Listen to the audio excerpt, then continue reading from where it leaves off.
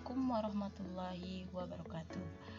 Pada video kali ini kita akan mempelajari tentang materi bab baru, yaitu konsep gerak. Nah, apa sih itu konsep gerak? Benda itu dapat dikatakan bergerak apabila mengalami perubahan posisi dari suatu titik acuan. Nah, titik acuan itu sendiri merupakan titik dilakukannya pengamatan terhadap benda, di mana gerak pada benda ini bersifat relatif. Coba kalian perhatikan gambar yang ada di samping, ada sekumpulan mobil yang sedang bergerak mengitari bundaran. Nah, terlihat bahwa mobil-mobil tersebut bergerak, di mana ada salah satunya yaitu mobil yang berwarna kuning, hijau, yang bergerak dari posisi awalnya di sebelah kiri, kemudian bergerak mengitari bundaran menuju ke bawah. Nah, perhatikan video berikut. Terlihat ada sebuah mobil yang sedang melaju melintasi jalanan dari posisinya di sebelah kiri menuju ke posisinya di sebelah kanan. Selain ada sebuah mobil, ada juga sekumpulan anak-anak yang sedang berdiri di pinggir jalan. Yang dimaksud gerak di sini adalah mobil yang sedang melaju melakukan perubahan posisi dari sebelah kiri, posisinya di sebelah kiri menuju posisinya di sebelah bergerak menuju posisinya di sebelah kanan. Nah, selain gerak tadi dapat bersifat relatif, ada juga gerak yang disebut dengan gerak semu. Apa itu gerak semu? Nah, gerak semu itu adalah gerak benda yang dilihat oleh pengamat yang berada dalam sistem bergerak. Maksudnya seperti apa? Bisa kita lihat di sini bahwa terlihat seolah-olah matahari itu bergerak mengitari bumi. Padahal seharusnya bumi yang bergerak mengitari matahari. Tapi yang terlihat oleh kita atau makhluk hidup yang ada di bumi bahwa yang bergerak itu bukan bumi tetapi adalah matahari. Nah, benda yang bergerak itu akan melalui suatu lintasan tertentu. Lintasan pada benda itu dapat berupa lintasan lurus, lintasan melingkar atau parabola, ataupun lintasan tak beraturan. Namun, pada materi pada hari ini atau pada bab ini, kita akan mempelajari khusus lintasan pada gerak lurus yang terbagi menjadi dua. Yang pertama yaitu gerak lurus beraturan, dan yang kedua yaitu gerak lurus berubah beraturan. Apa perbedaannya nanti akan kita pelajari pada slide berikutnya. Nah, untuk yang pertama kita akan mempelajari tentang gerak lurus beraturan. Di gerak lurus beraturan ini ada dua komponen penting. Yang pertama ada jarak dan yang kedua ada perpindahan. Nah, apa perbedaan keduanya? Jarak itu merupakan panjang lintasan yang ditempuh benda yang bergerak dari titik awal ke titik akhir. Nah, di sini kata kuncinya yaitu panjang lintasan yang bergerak dari titik awal ke titik akhir, di mana jarak ini merupakan besaran skalar yang hanya memiliki nilai tetapi tidak memiliki arah. Berarti dia di sini hanya ada angka tetapi tidak ada arah. Sedangkan perpindahan itu merupakan perubahan kedudukan suatu benda dengan memperhatikan arah perubahan letak benda atau sistem tersebut. Berbeda dengan jarak, perpindahan itu termasuk ke dalam besaran vektor yang memiliki nilai dan juga arah.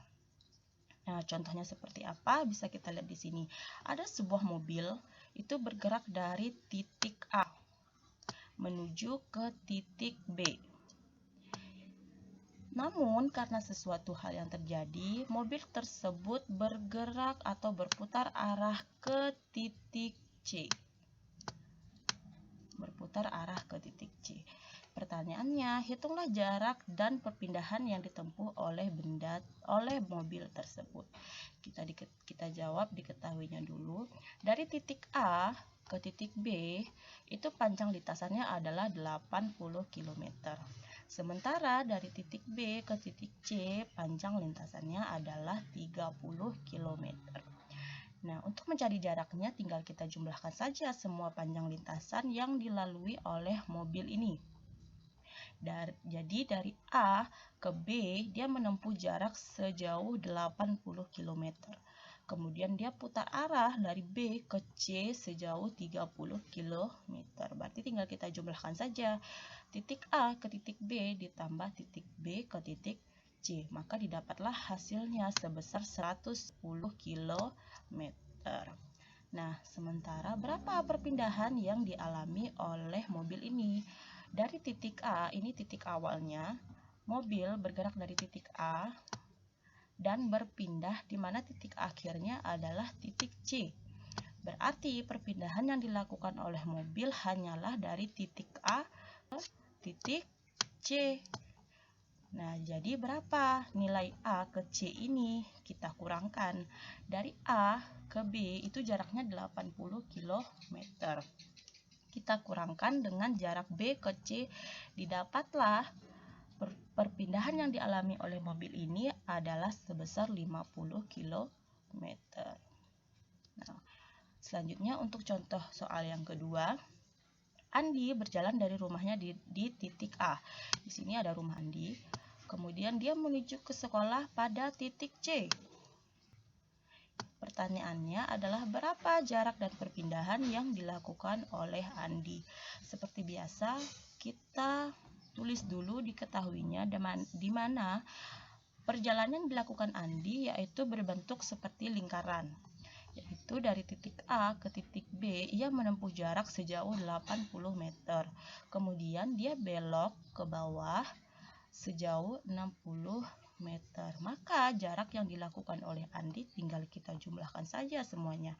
Dari titik A ke titik B 80 meter, kemudian dari titik B ke titik C yaitu 60 meter. Maka didapatlah jarak yang ditempuh Andi untuk sampai ke sekolah adalah 140 meter.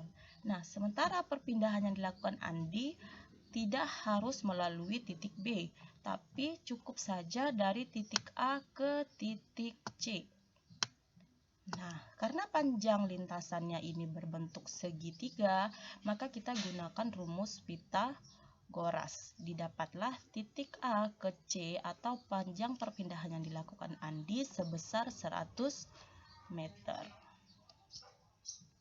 Nah, untuk yang kedua, poin penting yang harus ada di dalam gerak lurus beraturan yaitu kelajuan dan kecepatan, di mana kelajuan itu merupakan perbandingan antara jarak yang telah ditempuh oleh suatu benda terhadap lama waktu yang dibutuhkan benda tersebut untuk bergerak. Nah, di sini ada jarak. Nah, kelajuan suatu benda itu tidak memperhatikan arah atau tujuan benda tersebut bergerak. Sementara kecepatan merupakan besaran vektor, artinya gerakan benda memperhatikan nilai dan arah. Nah, untuk rumus perbedaan kecepatan, tadi kita ketahui bahwa kelajuan itu menggunakan jarak. Rumusnya keduanya sama, tapi perbedaannya kalau kelajuan itu menggunakan rumus jarak, sedangkan kecepatan itu menggunakan rumus perpindahan. Jadi kelajuan itu panjang lintasannya dijumlahkan semuanya seperti rumus jarak, sementara kecepatan itu tidak, hanya perpindahannya saja. Nah, GLB itu adalah gerak benda pada lintasan lurus dengan kecepatan tetap pada rentang waktu tertentu. Namun, dalam kehidupan sehari-hari, jenis gerak lurus ini cukup sulit untuk dilakukan. Karena kecepatan gerak benda itu cenderung akan berubah sesuai kondisi gerak benda bergerak dan juga keadaan lintasan. Oleh karena itu, selain gerak lurus beraturan atau GLB, ada gerak benda yang disebut sebagai gerak lurus berubah beraturan. Nah, apa itu GLBB?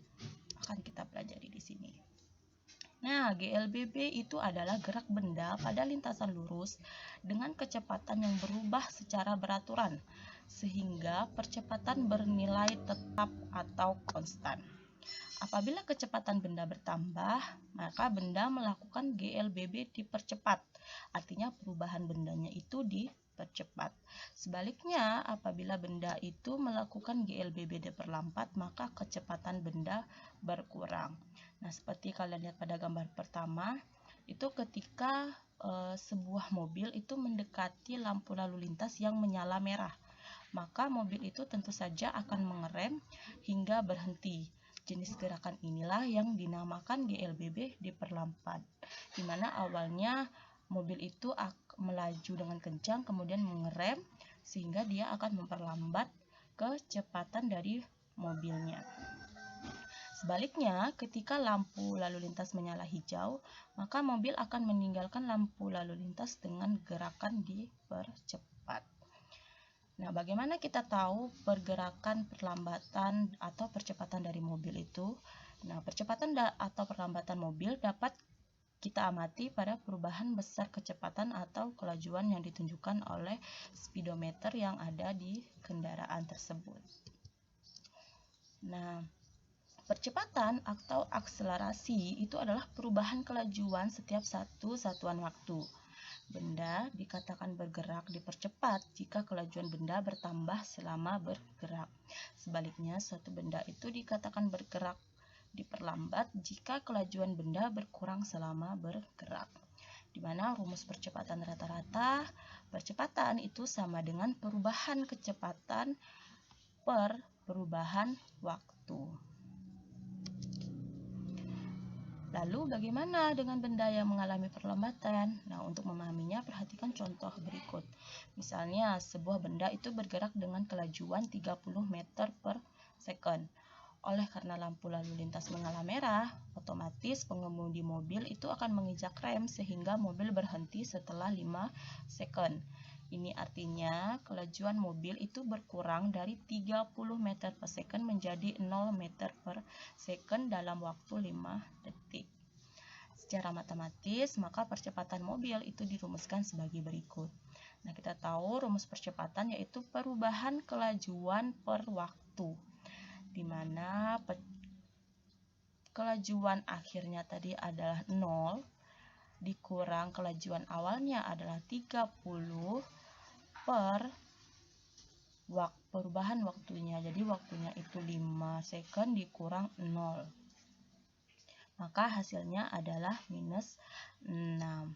Di mana nilai percepatan negatif, ini ada negatif menunjukkan adanya perlambatan. Nah, baik, sekian video kita hari ini. Semoga kalian dapat memahaminya. Assalamualaikum warahmatullahi wabarakatuh.